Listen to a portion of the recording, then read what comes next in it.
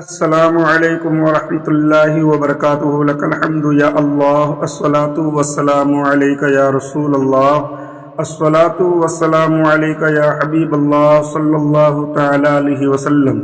دوستو، میں محمد اسماعیل حسین نوری اور آپ دیکھ رہے ہیں ہمارا چینل شریعت مطہرہ کا حکم اور کیوں۔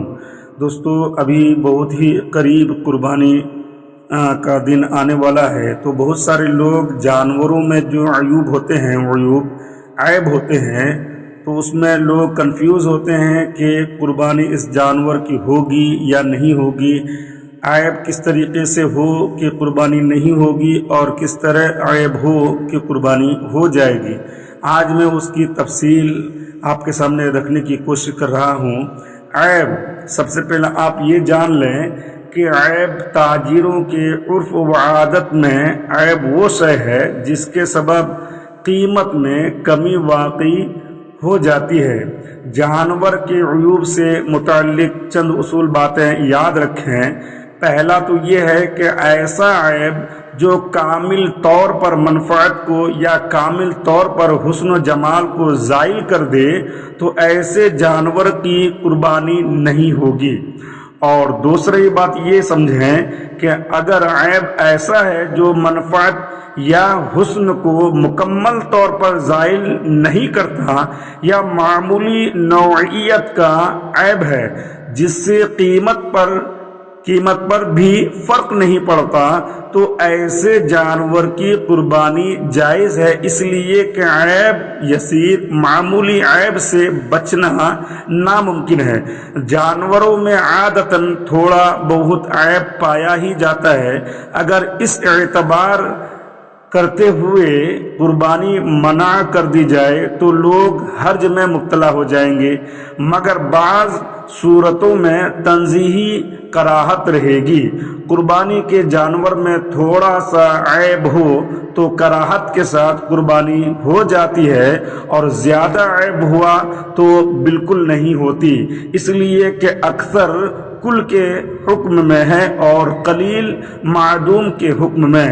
جانور کے عیوب سے متعلق تفصیلی ایک چارٹ میں آپ کو بتاؤں، ایک تفصیلی لسٹ آپ کو بتا رہا ہوں، اس سے آپ بخوبی سمجھ جائیں گے کہ کس جانور کی قربانی ہو سکتی ہے اور کس جانور کی قربانی نہیں ہو سکتی ہے۔ سب سے پہلے آپ یوں سمجھ لیں کہ ناک، جو جانور کے ناک ہوتے ہیں، تو ناک اگر کٹی ہو تو قربانی ناجائز۔ اب دانت میں آ جائیے کہ دانت بالکل نہ ہو یا اتنے زیادہ ٹوٹے ہوں کہ چارہ نہ کھا سکے، وہ بھی کیا ہے؟ ناجائز ہے۔ دانت اتنے ٹوٹے ہوں کہ چارہ کھا سکے، وہ کیا ہے؟ قربانی ہو جائے گی لیکن مکروہ ہوگی۔ آنکھ ایک یا دونوں آنکھوں سے اندھا ہو تو قربانی ناجائز ہے۔ آنکھ بھینگا ہو تو قربانی مکروہ ہے۔ سینگ ایک یا دونوں سر کے اندر جڑ سے ٹوٹے یا کاٹ دیے گئے ہوں تو قربانی ناجائز۔ سینگ ایک یا دونوں جڑ کے اوپر سے ٹوٹے یا کاٹ دیے گئے ہوں تو قربانی کیا ہوں گی لیکن مکروہ۔ سینگ نکلے ہی نہیں یا جڑ سے نکلے، جڑ سے ٹوٹ گئے ہیں یا ٹوٹے مگر زخم بھر گیا ہے تو بلا کراہت اس کی قربانی ہو جائے گی۔ کان، کوہان، دم یا چکی، پیدائشی کان یا دم نہ ہو یا ایک کان نہ ہو یا یہ چیزیں 1/3 یا زیادہ کاٹ دی گئی ہوں تو قربانی ناجائز ہے۔ کان، کوہان، دم یعنی دم جو ہے چکی 1/3 سے کم کٹے یا چیرے گئے یا 1/3 سے کم کا سوراخ کیا گیا ہو تو قربانی مکروہ ہے۔ کان، کوہان، دم، چکی وغیرہ یہ چیزیں سالم لیکن بہت چھوٹی چھوٹی ہوں تو بلا کراہت قربانی جائز ہے۔ تھن بکری کا ایک یا دونوں، گائے بھینس کے 2 یا زیادہ خشک ہو، سوکھ گیا ہو تو قربانی ناجائز ہے۔ تھن گائے بھینس کا ایک تھن خشک ہو تو قربانی مکروہ، پاؤں ایک بھی کاٹ لیا گیا ہو، اتنا لنگڑا کہ چل کر قربانی کی جگہ تک نہ جا سکے تو قربانی ناجائز ہے۔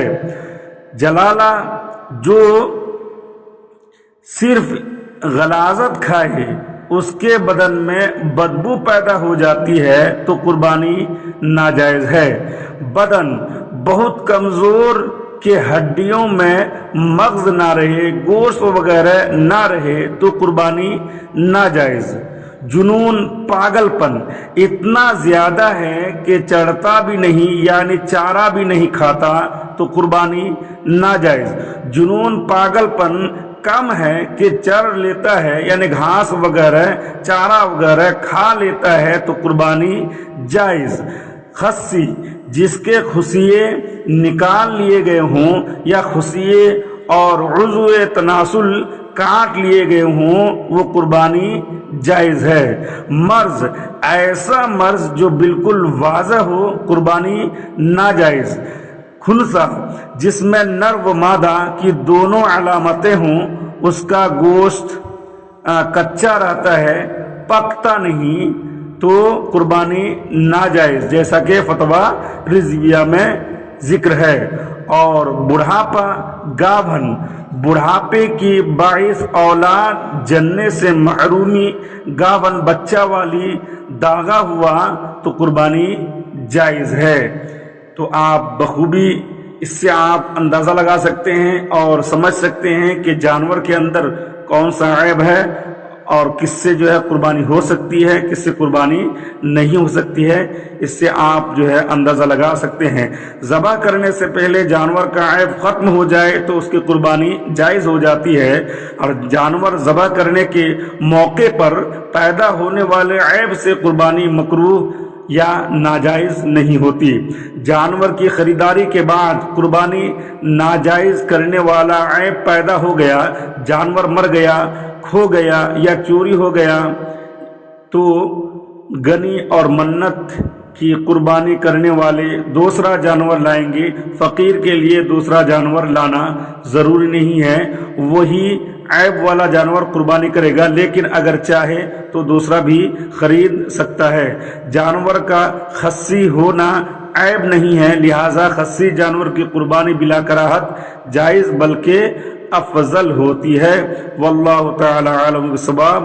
السلام علیکم ورحمۃ اللہ وبرکاتہ۔